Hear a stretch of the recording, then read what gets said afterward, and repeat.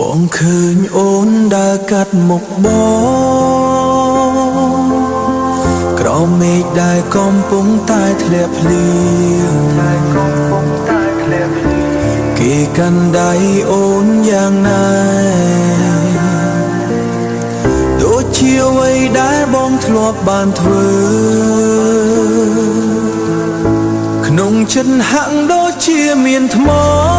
សង្កត់វាសំដីដែលគេនិយាយប្រាប់បងថាអូនមានអ្នកថ្មីដែលល្អជាងបងមិនចង់ជឿទេតែភ្នែកបងឃើញច្បាស់ណាស់តើគេល្អណាស់មែនទេ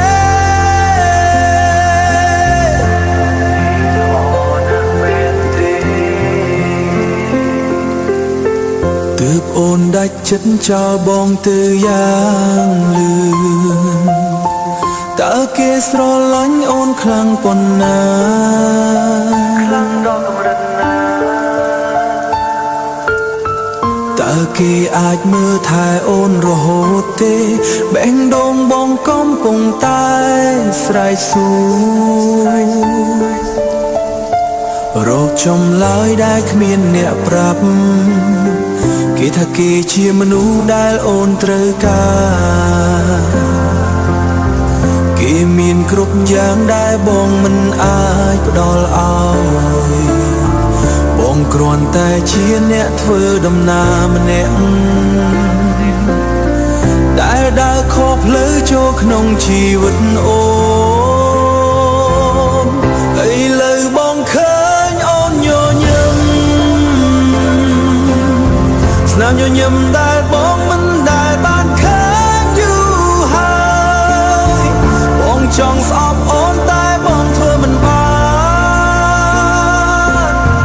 បងចង់សួរមេឃតើបងខុសអ្វីបើការលាគ្នាគឺជំរឹងដ៏ល្អបងនឹងស៊ូទ្រាំនឹងការឈឺចាប់នេះម្នាក់ឯងបងសង្ឃឹមថាគេល្អពិតមែន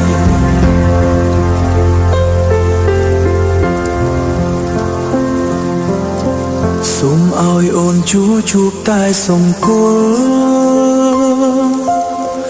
កុំឲ្យអូនត្រូវឈឺចាប់ដូចបងគេល្អណាស់មែនទេមែនទេ